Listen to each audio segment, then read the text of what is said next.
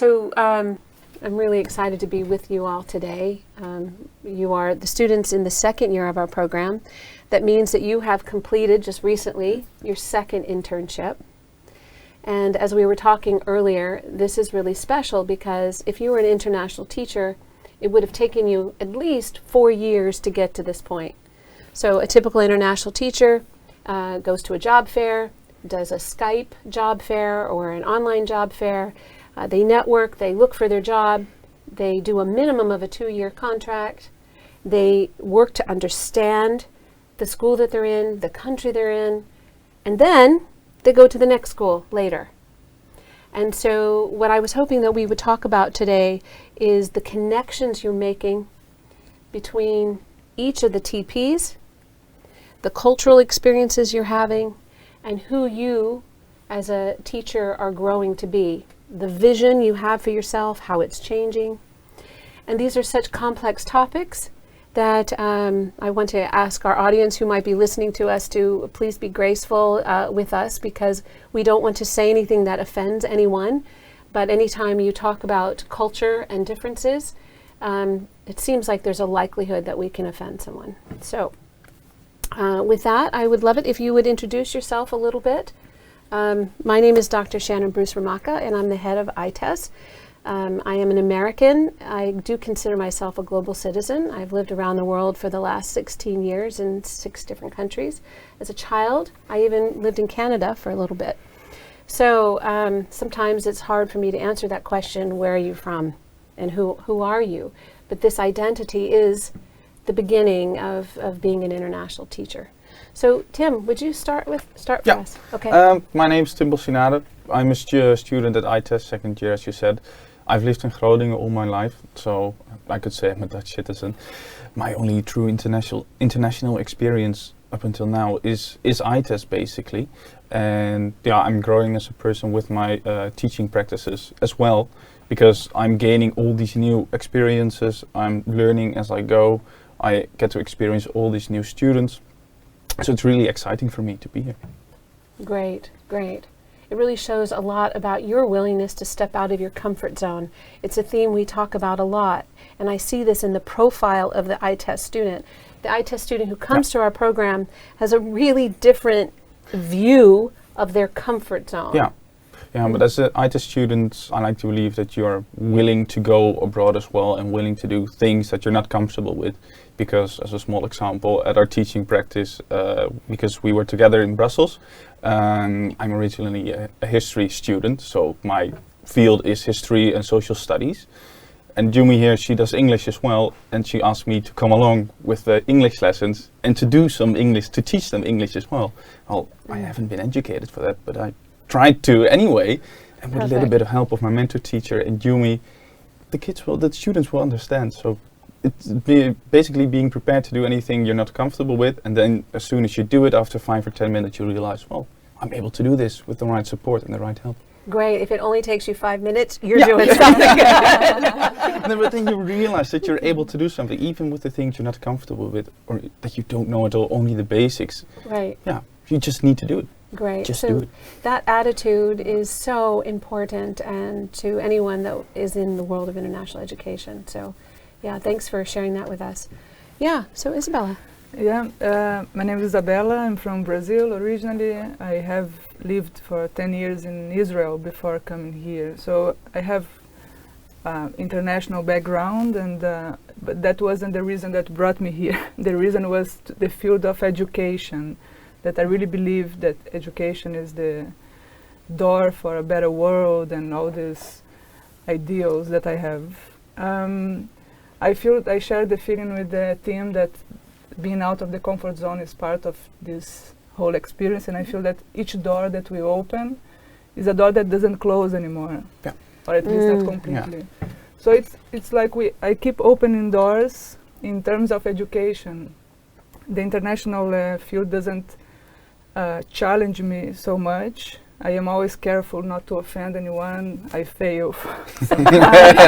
But we keep learning that respect should always be present in the room, I think.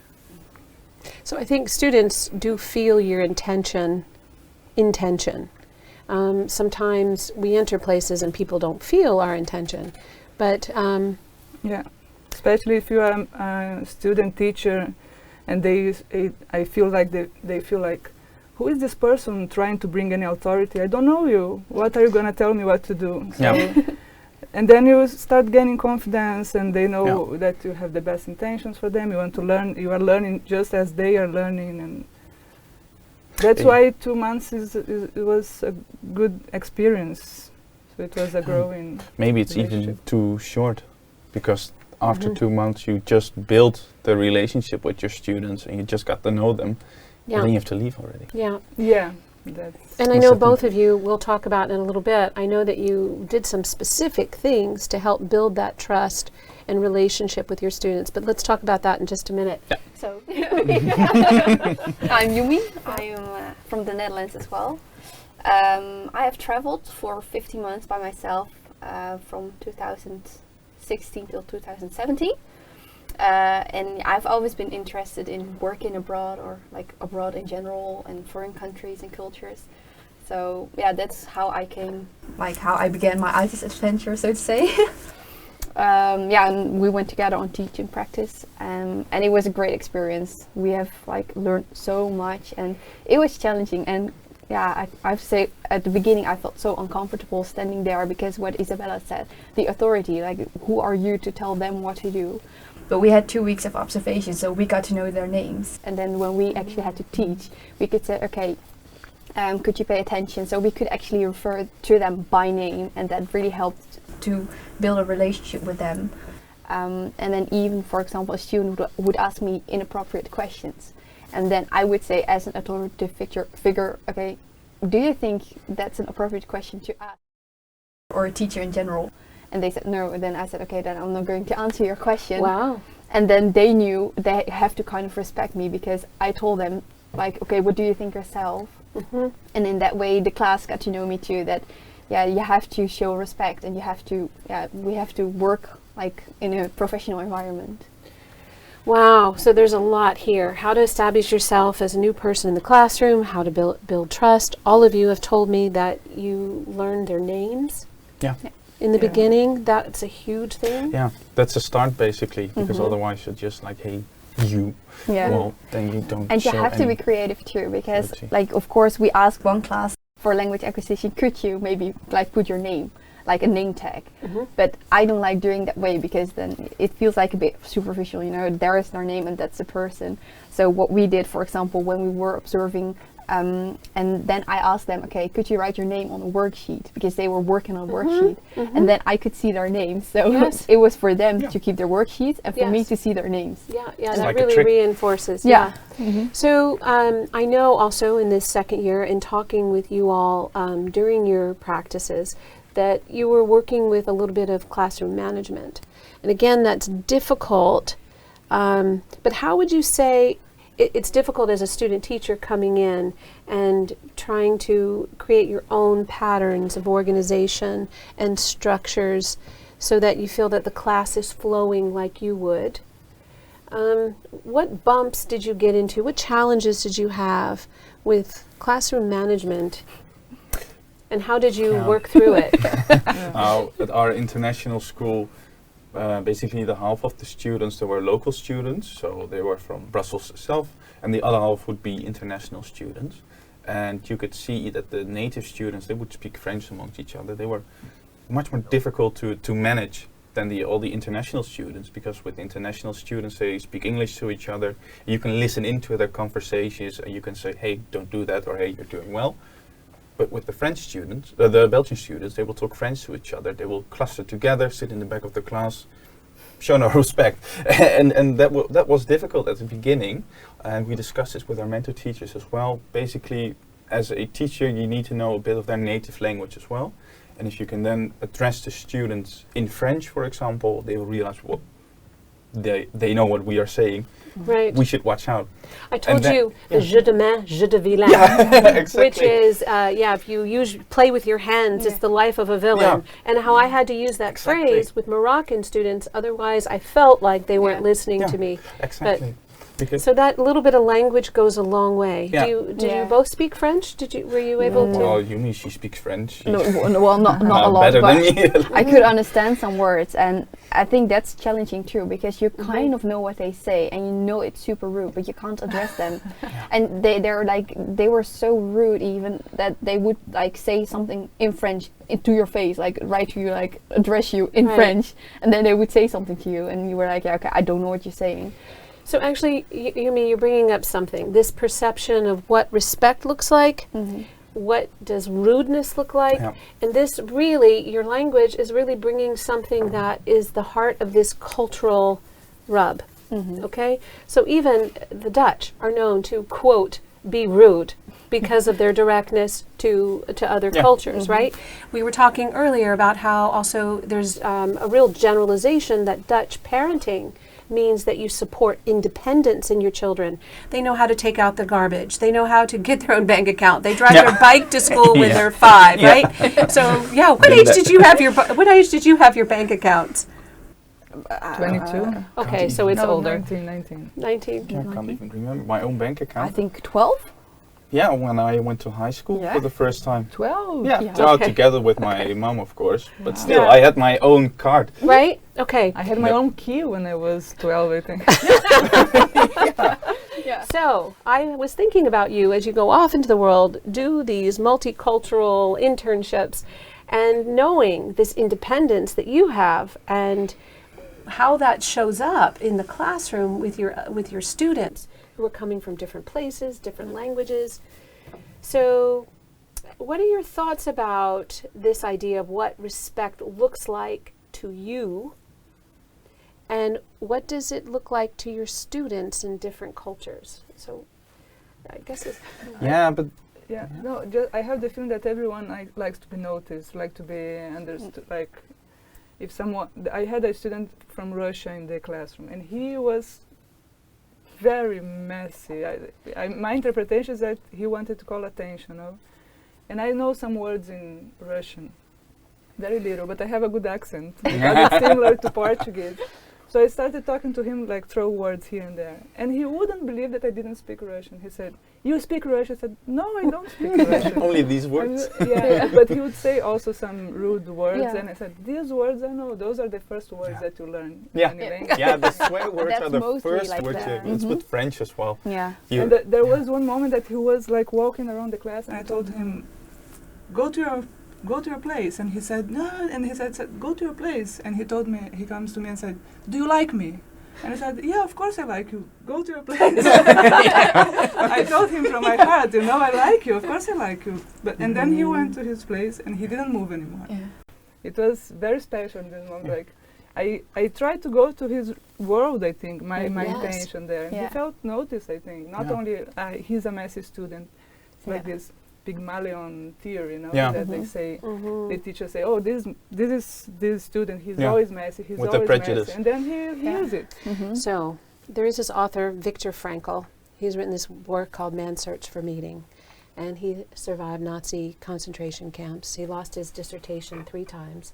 And a part of his philosophy of life is that when you see the potential or the like in another student, even when they are being ugly or messy or different things, but it's that recognition that helps them And be that. Yeah. And they have You to know? feel relatable as Yeah. well. Mhm. Because, for example, we had to teach English in an English support class, but there were 6 students who didn't speak English at all, or like they were really at the basics because Yeah. they just came to the school or they just refused to speak English. And then I talked one-to-one to a girl, and she was giving like the ignorant attitude, well, like I don't want to be here. I'm too good Yeah, for this. I don't care. I'm rich, so don't talk to me. And then I said, okay, but English isn't my native tongue either. So I know your feelings and I know your struggle and I can relate to you.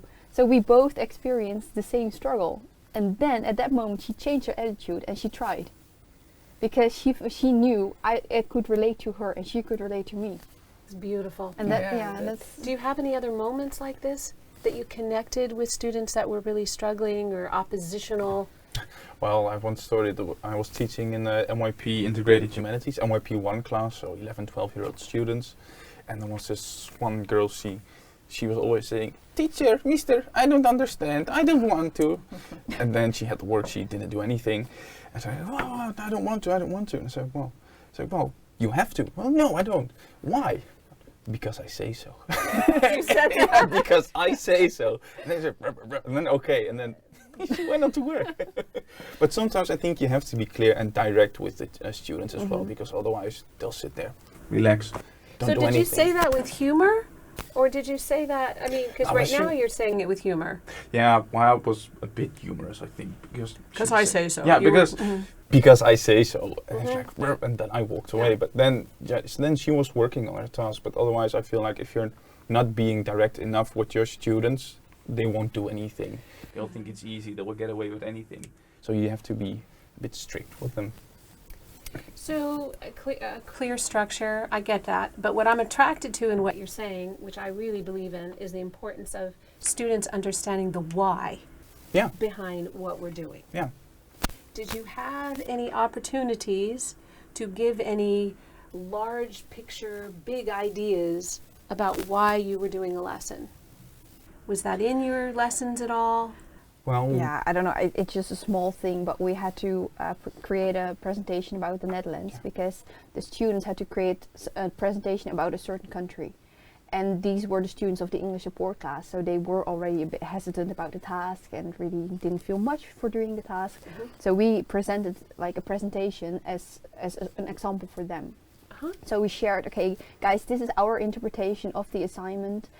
So we just showed the presentation, and then on the spot we came up with some Dutch proverbs, and then we taught them that.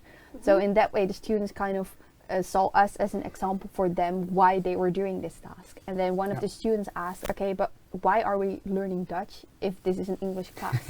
And then she said, okay, because it's about the linguistics. It's about talking in a certain language, and it's about talking in English, because you have to present your country in English, and we're focusing on the English aspect. So it is like it's put in daily life. So you created a simulation. Yeah. You really did. Yeah.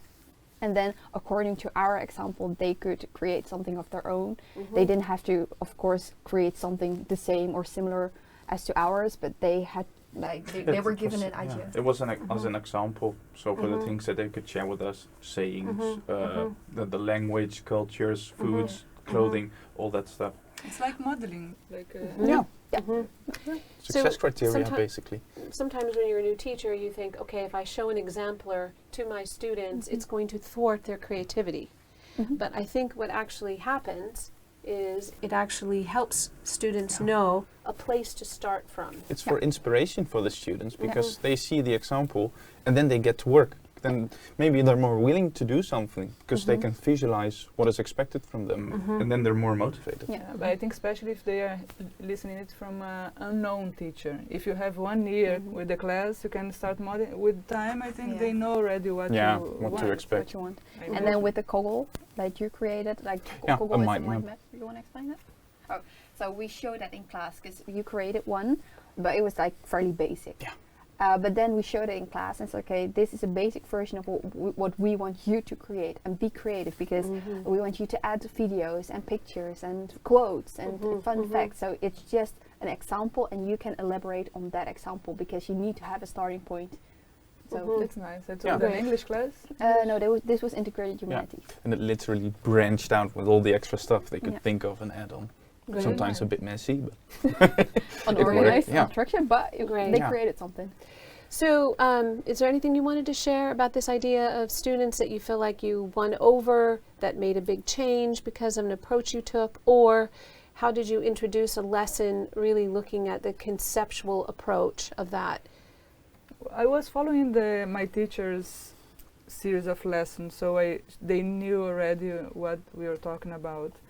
But in terms of class management, I prepared a lesson that I taught twice on the same day, and I wanted to complete the lesson that I prepared, no?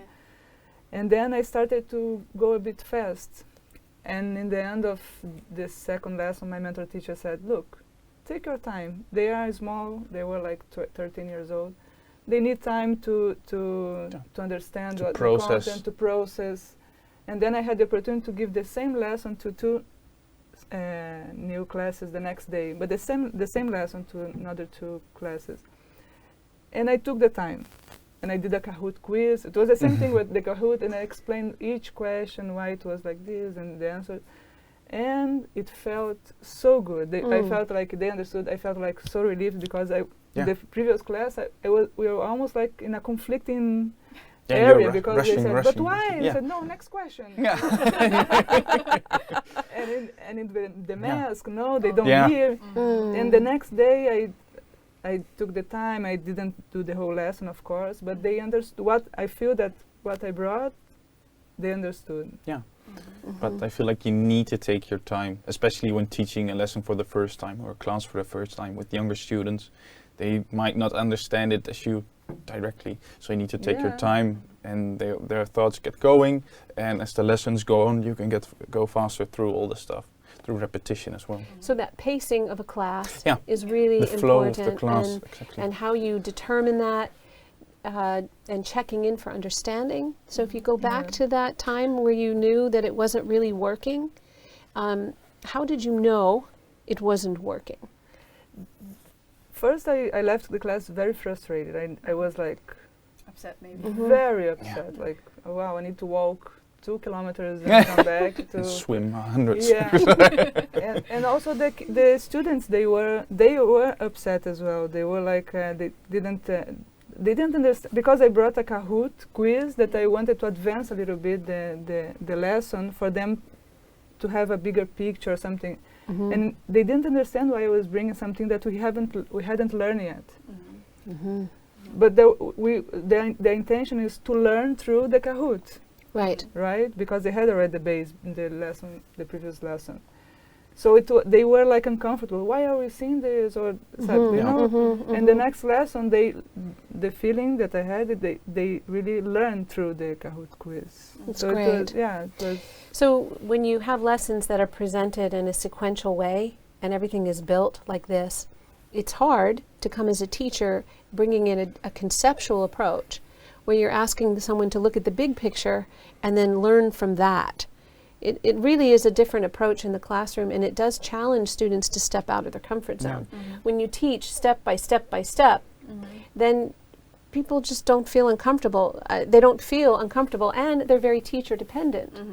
But if you're presenting like this with a conceptual approach and a game, students are going to feel uncomfortable. And so I think this idea of helping our students learn to be uncomfortable, learning in different ways is really important. Yeah, I did something. I was in the DP program, the diploma program as well, and I was in an English class with 4 students. So that was basically actually my first lesson I taught myself, and it was nice to have a small class in front of me. And we did a discussion on human rights, and the teacher and we created a list with statements and questions about human rights. And then I said, okay, you two pair up. You're in favor of the statements. You two are against the statement. And it's something like same-sex marriage is allowed. And I said, well, you are against.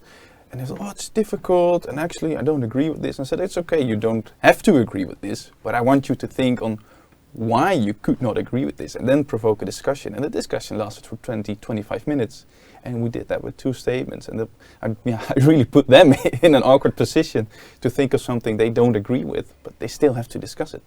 Wow. And did you have a chance to reflect on that? Did you ask the students afterwards, like using some metacognition, how was that experience? Did you have the time for that? No, not really, but through because they were discussing with each other, and I asked them, I gave them 10 to 15 minutes to come up with arguments to discuss, and then had to share the arguments with me, and then said, okay, and then I revised them and repeated them to make sure that I understood what they were saying, and then they had to discuss with each other. And I have a small recording of it, and I got some feedback of my mentor teacher. And through the discussion, they were saying, oh, I don't agree with this, but this, and this. And then as the discussion went along, it got more serious and serious. And then when it was done, the students who weren't in favor of the statement, they're like, I'm exhausted. I'm exhausted because it's so difficult to put your mindset to something that you don't agree with. Great. Yeah. Great. So I do want to get to this topic, this bigger topic of cultural sensitivity and how you're growing in that way because of these experiences. But before we go there, I just wanted to see, is there anything about these didactics of engaging students in topics that you want to share? Like some highlights of some lessons. Yeah, something that didn't went well at Okay. all. Yeah. Because we had prepared something for educational studies in the ITESS program about a discussion. So we had thought, okay, it would be nice to have groups of 4 students, and then we will give them 6 statements or 4 statements, and then each person of the group has to pick a statement. So there were 4 statements on the board and four students. So for example, the third student took the first statement. And we wanted to evoke a discussion like that. So we would put the students together who picked the first statement. Okay. And we put them together and have the discussion. So they first could share their statement or their thoughts. Sounds like a great idea. Yeah. Until you put it into practice. It sounds like a great idea. So we were both thinking, okay, we could do this. So we said, okay, we can do this lesson. It was in language acquisition class. And then the students, they weren't engaged. They kind of knew what to say, but not that much. And it didn't help that the teacher was grading some stuff. So, so the students knew they could go to the teacher to say something to the teacher. So it was super duper messy. Yeah. And the students, they barely listened to each other. They were wearing the mask and they whispered, so no one could hear them. And so at the end, it was such a mess. And I know that this type of discussion is not going to work, especially not for the younger classes, because they don't listen to each other. And the older class, they were doing other stuff. So that was an experience that I recognized as not successful at all. Like this way of discussion is not going to But sounds still nice. work. That sounds It sounds like a great idea, and it sounds like maybe there were some steps to build up to it. Yeah. It was basically like you explained the first lesson, and then you try to do everything in one lesson when you actually need more time, 2 or maybe 3 lessons. And there were some interrupting factors as well. But so the thing that is, didn't help. they were Identifying the readiness of your students is really important. but they were the willing to readiness- try because They were. They were, and then we were said, MRP okay, 4 and 5 students, so they were a bit older, Mm-hmm. so they weren't disruptive, but it was the whole setting. Yeah. They were learning the language. We tried something new with them, and their own teacher was grading in the corner, and one by one they're visiting her. Yeah. But readiness involves what? Your cognitive, your the skills before that, your emotional readiness. And even we had we phrased the statements in a C1 level. Yeah. So the Too- teacher too recognized difficult. it. She said, okay, this is C1 level, and they're not here. So like, for example, due to like some words they didn't understand, so they misinterpreted the questions as well. So we had to go one by one. Okay, do you understand the questions? And I think for all 4 groups, they asked the same statement, like, I don't know what this means. Great. And that was Great. So We great learned something. reflection, right? Yeah. So I wouldn't throw out the whole lesson. No. The idea is it was a Yeah. great idea, and then take that feedback and really reflect on it and say, well, how did I start with this lesson, right? So you had some great creative ideas, but it really wasn't adapted to knowing your students. exactly. And the next lesson, it was on youth criminality, the first lesson. And then the second lesson, we prepared something else. And that we had, that went well. They went like super. Yeah, because we had some statements on youth some cases basically. Person A did this, this is his, this much offense, and this is his punishment. No, we didn't give the we punishment. didn't give the punishment yet. And they had like 6 cases. And we had the class, we split them up into duos. And each duo had to pick their own statement and then had to think of what type of punishment do I want to give this case. And then they had to present that punishment in front of the class, had to explain themselves. And then a class discussion would be provoked. Do you think it's fair or not? And then it took 2 lessons to have all the 6 statements presented. But it was really nice fun. because the mentor. Well, it was nice that mentor teacher wasn't there because she was ill that day. So she told the NYP coordinator they have sit in the prepared back, something. basically. So you can just leave them to the lesson. So he was just there to see if the students were well behaved and stuff. And then we couldn't finish it on time. And then we figured, well, maybe we can use the next lesson to finish this. So we asked the mentor teacher, like, is it okay if we finish this on Friday? And she was like, yeah, sure. So because there was no strict or like set curriculum or like a strict plan, we could kind of get that freedom. And we had the lesson to ourselves, which was really nice. And I think as you move into your next experience next year, the teachers will know that you're coming in the third year of your program, and hopefully they'll be able just to tell you the units that they're hoping that you will teach, and then it will be up to you to understand the level of the students, the readiness of the students, and then designing your own curriculum. What I love about our ITESS students is that you're not scared about developing your own curriculum. You're very creative, it seems. So that's why we're here. No? Yeah. That's what teaching practice is.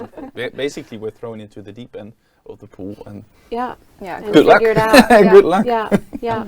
But that works that way because we're all capable students, and we're all able of creating something new, and then going with it. And after the lesson, you will find out if it worked or not, and if not, you will adjust it to something that will work. And you keep repeating that. And with me also happened about the teacher being sick, and I was alone with the student. And it was amazing. Because I came out from the shadow, no, like I was like shy, nervous, I don't know. And then she was not there, and then I said, no video games. I'm the boss now. But really. But that's also nice. And it happened to you, it happened to me, it happened to another colleague of ours as well. That she said, like, then there was no intermediate, right? It was only us and the students. And but the fact that they were willing to really see you as the teacher while their teacher was gone, right, is really better than a substitute, because often students are not that supportive of substitutes. Substitute is not even from the same field.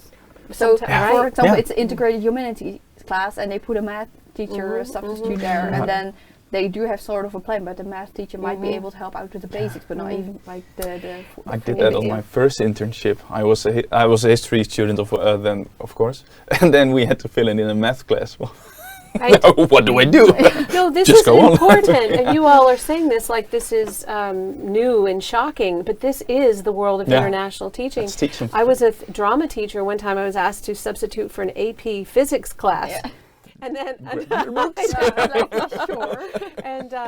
but mostly you are, as a faculty, you're trying to fill in for classes. And that is the atmosphere of an international school, and why English and social studies are blend into humanities, or math and science often blend together. And maybe you teach 5 or 6 5 classes of math, but you teach 1 class of science in the middle school. So that flexibility, extreme, flexibility. Glad to see you laughing about it. Because it's an interesting experience, and you sort of have to wing it. It's like we said, stepping out of your comfort zone. You have to. You have no choice. If you don't want to do that, you need to go to a state school or a public school, and then you're teaching your subject. But in an international school, you need to be able to fill in for other teachers. Yeah, you really do. That's the thing. So, what other differences do you find between your own personal education growing up in middle school and the life of a middle school student? Well, at our school, I feel like there was lack of respect. So at my high school, we respected the teachers and the hierarchy and the authorities. And at our school, there was no respect at all towards no one, not even to their peers. No. So it was just showing off who has the most money and who has the biggest mouth, and that's it. So this is an interesting, so there's a lot of judgment in your phrases. Okay. And I shared with you how I had an experience going into a school in Morocco, and I felt similarly. And when I had that attitude, I was miserable. My students were miserable. Everything was miserable. And I had to find a way to understand what was going on. And in time, I learned that my students then really want respect to them looked like talking to them personally if there was an issue. They would not handle me talking to the whole class about something. I believe you don't need to be authoritative as a teacher. You need to be on the, of course you are the person that's responsible in the end, but you need to be on the same level as the students if you want a proper engagement with them. If you want them to listen to you, You don't need to act like you're above them. You need to be at the same level, because otherwise that causes friction, and then nothing will happen in your class, basically. Right. And even there could be, growth. it adds to that if they're not interested in your subject. For example, if you're teaching economics and you have this very creative kid in your class, well, he isn't motivated to do that, and if you're bossing him around, well, nothing happens. Because I experienced that in my high school. I was terrible at economics, mathematics, and the teacher said, well, just do this. They didn't offer me any help, and then was in the back of the class, well, I don't care. I don't want to do this. Why am I here? But if you have the proper guidance, if they approach you on the right level, then it really helps, and then you start making progress. Did you have an experience where you found your thoughts were thinking, this student isn't respecting me, and you found a different approach so that you were able to get through that? Did you have that at all? Yeah, of course I had, but also 2 months was enough to see a development in the relationship. There was this student in the first week that I was alone. The teacher was sick, and he was the disruptive student. And when I understood that he was the source of the turmoil, I told him, go to the other side, go to to this place. And his answer was, why? Yeah, of course. Why me? Why me? Yeah. And then I said the same as you said. I said, because I'm telling you. Yeah, because I say so. Sometimes you need to, because otherwise they won't listen. He didn't move. And I didn't know what to do. I didn't think about the coordinator. I'm going to call the coordinator. And I was like, I'll send an email to your I don't know what to do, you know? But then eventually he got up and he went to the other side and everything. And with time, this was the messiest of the classes. And with time, they are always disruptive, the class as a whole. But with time, I felt like we started building up a relationship that they saw me as a person who was there, that wanted to be heard and not, you shouldn't talk while you were talking or anything like that. But yeah, I think I think it was the development of a relationship. Now I went out with the feeling that it was such a beautiful experience that it's hard to me to remember in the first 2 weeks. But there was times in the first 2 weeks that I was broken heart. I am afraid to go back to the same class, because one of the classes, this same class, there was a moment that they all rebelled against me. You know, that we learn in educational studies. Sometimes the whole class, even the quietest. And then my mother is also a teacher. I told her, what do I do? I'm afraid to go back to the same class. And she said, oh, it happens, and you see. And the next class, they didn't remember. I said, okay, good. No, it changes with every day. Because one day all your classes could be disruptive. They make your life miserable. You go home, you go into bed, and then you sleep the rest of the day. And the next day they're all so sweet, and they're willing to work, and they're listening. So it really changes with every day. But it's wonderful to start every day fresh. Yeah, but that's the thing. It changes every day, and that's so nice about education. It's not repetitive. But I do think that it depends also whether you work there as a full-time teacher or as a student teacher, because what you said, after 2 months or after 1 month, they kind of get to know you. They got to know us, so they knew our rules in class. But I think if I would be there from the beginning, so I know I will be teaching there for a year, I would really start with the basics. Okay, guys, you raise your hand if you want to say something. You wait until the teacher actually says, okay, you can say something. So I would really start at the basics, but because we were just there for 2 months, right in the middle of the year, there was not much that I or we could do.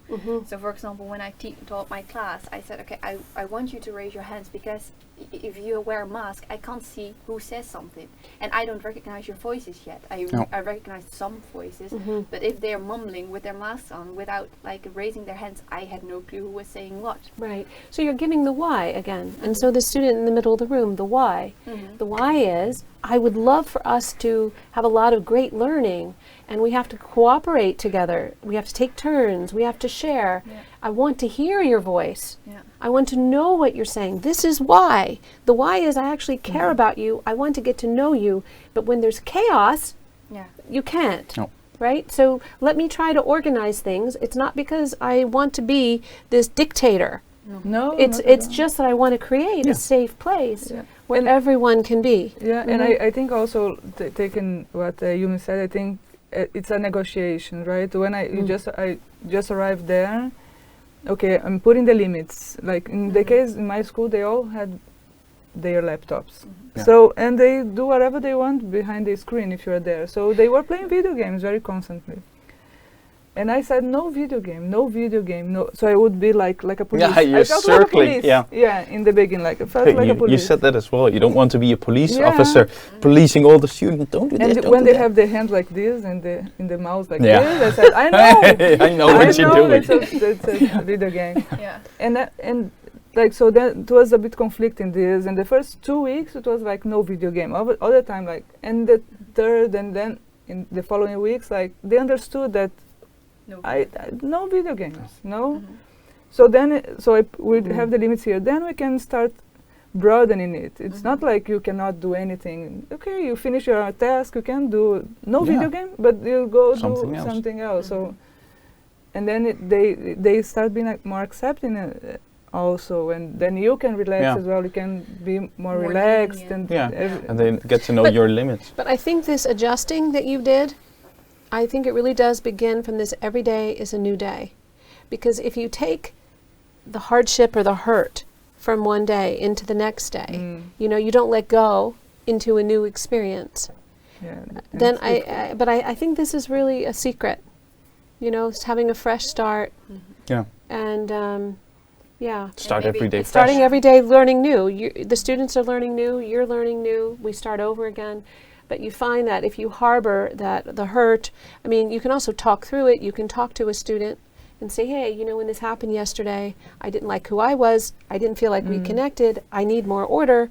But you have to do that in a private way. Yeah.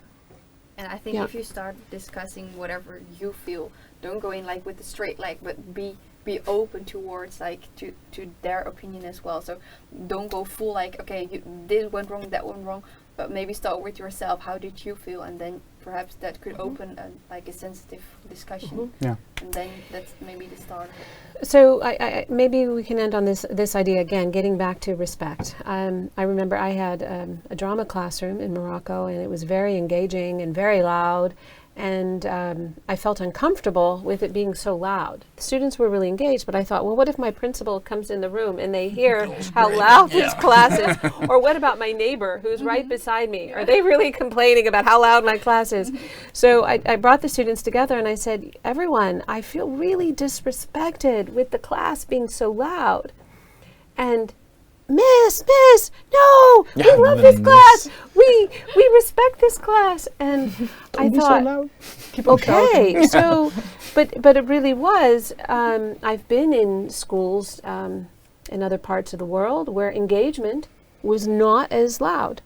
You can be on a bus in Japan, and the noise on the bus in Japan, or a subway in Germany, or being in Morocco, or different places, there's a different volume. There's a different way of interacting, That's cultural differences. right? So this is I think the piece that I would like us to really end on and reflect on is what respect looks like in different places. How does it feel different to you? How did you adapt to it? And it does take time. So yeah. Well, yeah, the respect for me to gain the students' respect, I felt was a bit more easy for me than for Yumi, because I was raised in the middle class, maybe the upper middle class. So I was used to having a cleaning lady at my house, a bit of luxury. So I could relate to that, and of course, most of the students were the next level. But I could relate to that, and I knew how they were feeling. So it was easier for me to connect with those students, because I more or less experienced the same. And then to gain the respect, just talk to them on a personal level, and then they will listen to you, and then you will gain their attention, and they will be willing to do things for you as well. So I shared with you this story where I sent the students into the costume room to pick up the Yeah. costumes off the floor, and I said, can you please hang these up? And 30 minutes later I came back and I saw this one student with the hanger, and he's throwing the shirt on the hanger. How does it work? And I thought he was playing around. My judging brain said, come on, just put your clothes on the hanger. And I said, so what are you doing? He said, I'm trying to pick up the clothes. And I said, oh, God. I get it. Yeah. You don't know how. Yeah.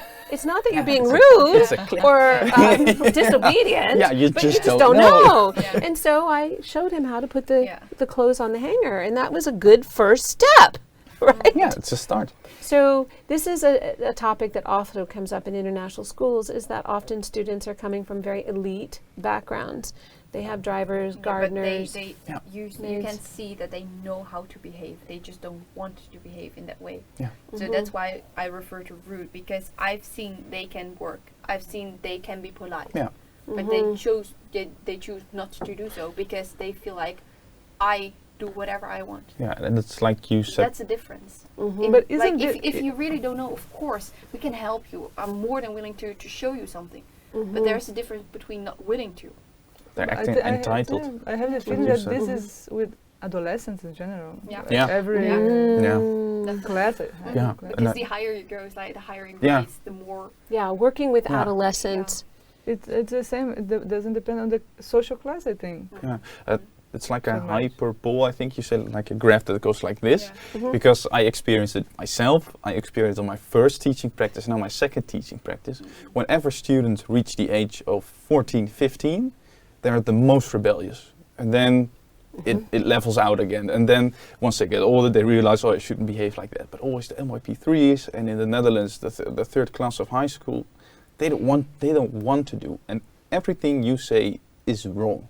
You can't act right, because we They had blame to, everything. we had to create. So working with Yeah. oppositional, the one person I love, a teacher, Michael Grinder, says teenagers are like cats and elementary students are like Yeah. dogs. Yeah. And dogs will do what you're asking them to say, and cats will just do what they whatever want. they Yeah. want. So, you pull up this theory, this hyperbole that you had studied. hyperbole. But so, was there any other research that came to mind as you were grappling with all of this, like the differences, the Yeah, we've been studying something about I can't say that name. Puberty. Yeah, so we have read some stuff. I think we all have done that for educational studies Yeah. in the first year and the second year. So we recognize that there is that there is a difference between the ages. So I think Yeah. I can't the say a development. specific theory, but because of their development, we could see how they how they're changing. Yeah. So, do you think that having that theory, knowing that, does that help you be more flexible in the classroom or more clear in the classroom? Being sure. aware of it, I feel like you are more relieved, because it's not personal to you. It's in every class that they misbehave like that. And it's true. We were in the teachers' lounge, and every time you said, "Well, I have NYP3," well, good luck surviving that. And it was with every teacher. Every teacher, and only I think it was the PE teacher. He was a strict guy, and he would get to control that. But with the science, with the mathematics, with the Spanish. I was in a neighboring class observing, and then they were in the other class, and they had this basketballs in the classroom, screaming. Oh my god! A rowdy crowd. So, any other research that you stumbled upon, searched out during the course of these last 2 years that has really helped you? Well, maybe with the group dynamics, because Yeah. in that Yeah. class bullying was going on. So there was low cohesion and there was no group norm at all. How did you notice? Well, we yeah. heard there was bullying going on, and we heard students like, "Oh, go for that guy," and we saw it, and then even we said, "Okay, could you stop doing that, because it's not so nice for the other person." They would like look at you like, "No, Yeah. I'm not stopping, because I like doing whatever I'm doing." Did you And reach out to a school counselor? Did you? Now, well, there were multiple people going. There was a pedagogical worker there, he tried to control them. Even the head of the school, The principal the came principal into the came class. in. He said, "Okay, I heard rumors that this and this is going on. Could someone talk to me about that?" But the whole class was silent because they all felt like hiding because it was addressed in a group. So we think it would have been more effective if they would take the students apart or even in smaller groups and address them like how, for example, how we're doing, because they can't hide like this. No. And now he was addressing the best students as well, and they really felt like, what did we do wrong? The school where I was, I cannot refer to a theory, but they have this thing that I think it's very nice, that each class has their own mentor. So it's like the mathematics teacher is the mentor of the MYP3D. A mentor teacher. So they it's very nice because they do like very close pedagogical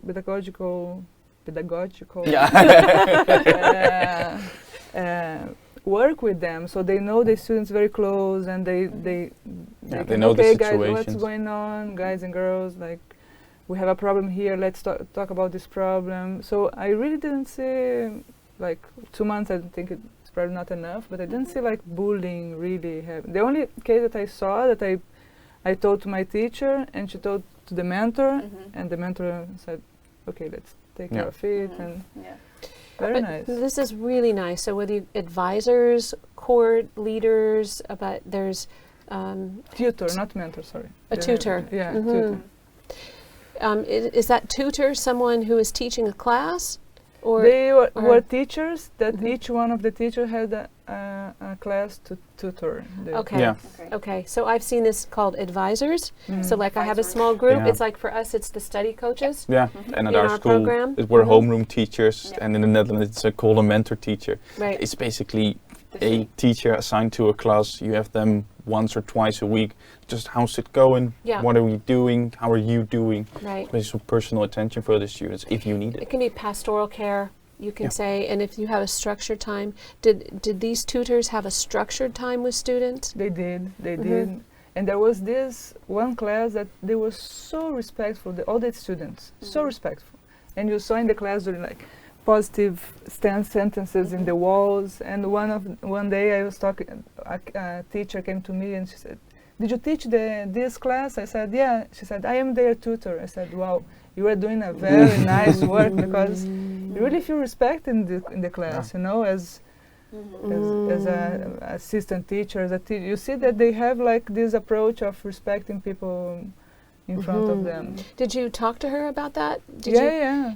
But did you like get any ideas about what she was doing She specifically? said that I think they have like 1 hour per week that they are together with the class, and she said, "I talk a lot about respect with them and to be friends. It's important to help each other." And she brings this approach, and the class is really So at the middle school homogeneous. level, you do. If you don't have that environment of cooperation, it's really hard to learn anything.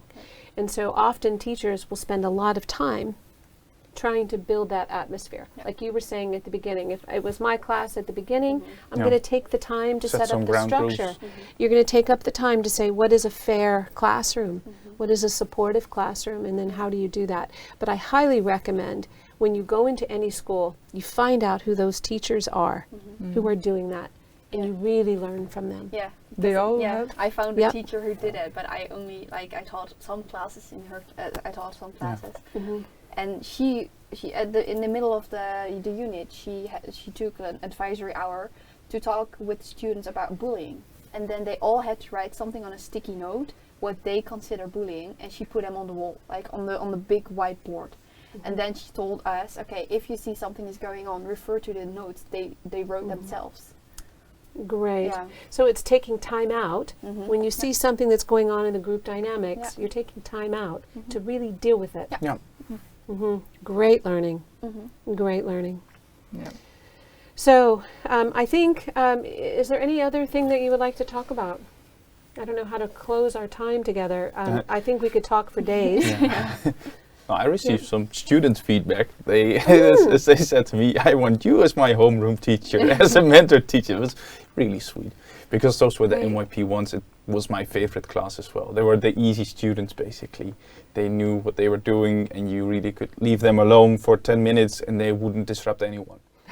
Yeah, they were also such sweet kids, and they were basically NYP 6A and then NYP 6B. I was teaching 6A, Human was 6B, and it was the complete opposite. About the feedback, Janneke advised me to. I said, "How do I get the students' feedback?" And she said, "Build a Google form and send to them." And I think it's a good hint for how to get feedback because. I let them rate my classes 1 star to 5 stars, and if you have any comments, leave them. And the comments you get are so wonderful. If you have a nice class, nice students, it's really nice. So it's really let's look at this, how you changed between this year and your last year. I mean, last year as first years, during COVID, you had 1 TP practice of 2 weeks. Half of a teaching practice. Half of one, right? So, yeah, how do you think you've grown as a teacher yourself? If I was interviewing you for a job, and I would say, why should I hire you? How do you learn? Like, what have you learned in that ITESS program? Well, I think I had the chance to prepare a lesson and to teach a whole lesson to see what worked, what didn't work, and I feel like I really experienced teaching a class, and I really felt like it tastes good, and I want to have more of it. Yeah, exactly. Because in the first year, because I haven't been in a true international environment, and especially in education, only as a student, but then I had my first teaching practice at a Dutch bilingual school, and it's basically a Dutch high school where they happen to speak English and cut short as well. So I had to taught 2 lessons basically. So I didn't really have any expectations going to teaching practice 2. And I went into teaching practice 2 with no expectations. I thought, well, if I like it, I like it. If not, then not. After the first day, I loved being a teacher, being there, observing. And it really motivated me again for going for ITESS, because I realized what I'm doing here and what I'm working for and what I'm doing it for. I love the fact that you're going to have 4 years, 4 different possible internships. And it's such an opportunity to learn from. Yeah. How would you say? I was very scared at the beginning. I really didn't want to teach at all, because I first wanted to get to know their names and get to know the group dynamic and the classes. So the first 2 weeks we could observe, and we only helped with small activities, just walking around, just making sure they're working in individual time. And then after the 2 weeks, our mentor teacher, she really supported me. She said, okay, I was the same as you. I was shy as well. And then when I kind of noticed that, I felt more comfortable, because she was like that too. And now she's super comfortable and she's going for it and she's just winging it. Yeah. And that's something that I've really learned to do, because normally I would be very organized and I would exactly know what I was doing. And now we had lessons, we just had to wing it. Yeah. And we'll see what was going on and how it was going. So that's what I've really learned, to just wing it and kind of know what you're doing, but you can't be prepared all the time. Yeah, as a teacher, we realize you need to learn to let go as well, because you can have all these things planned out for a lesson. After 5 minutes, your whole lesson plan can go in the bin, because something happened and you need to improvise and your whole planning is wrong. So learning to let go and go with the flow, basically being able to adapt to situations that might arise, it's important as well. Because you can't follow a structured plan all the time. It's impossible, I think. I feel like this experience this year was like a ordeal, like a test. Like it was a break in the ice. If you like this, then you like it, then you're cut out for it. Yeah. It's a deal breaker. This is such an important point in your development. You're either going to go forward, or you're going to choose a different career. Yeah. Decisive. I have seen all of you be transformed. I've seen you all have more confidence. It was really amazing to see you at the beginning and talking with you at the beginning. Yeah. Everyone was like suffering. Everyone. Yeah. And I was just thinking about you, and around that 75% of the pathway, I would say around week 6. you know, things started to shift. And I loved the role of the mentor teachers. It seemed like the mentor teachers were also giving you feedback. Yeah. You were staying strong and flexible. But really, transformation in all of you. I can't wait till you see the rest of your colleagues. You all look like teachers now. Yeah, we all have the experience now. We know what it's about. And that's the thing. Yeah. Because prior to this, it was 1.5 years of class without teaching, only books, only the theories, and now you can finally put it into practice, and it's relieving in a way as well, because you know what you're doing it for. Right, great. Well, thank you all for sharing today. It's really been a pleasure talking with you. And also, you helped a lot. I told you that already, but I would like to make sure again that you know that you were very supportive in whenever we had some crisis. I had some moments, and whenever I reached out, you were very prompt in your answers, and you said, "Let's do that." Gave good advice, and your it made the experience whole is super difference. helpful too. Yeah. Because the things you said, we experienced. Because you, well, for example, someone could give an example, but then we wouldn't see it in practice. But you said something; it was so accurate. It was to the point. The same. It was a similar experience. We had our issues as well at the school, because they were all, it was also, it was dragging along, it felt like. And then we had to talk with you, a discussion, and you came up with the examples how it could always be worse. And then we realized, well, for me, it really motivated me to go on and it really helps. That means a lot to me. And you know, at some point in your career, you're going to be in a situation where you see someone with so much potential and they're suffering, and you're just going to share one of your stories, how it could be worse. It could always right? be worse. It could always be worse, or just an insight, or just listening and listening, just listening, understanding, understanding the context where you are. That's super valuable. I really hope that this video really gives this to a lot of other people. So thank you so much for sharing. Thank you. Thank you.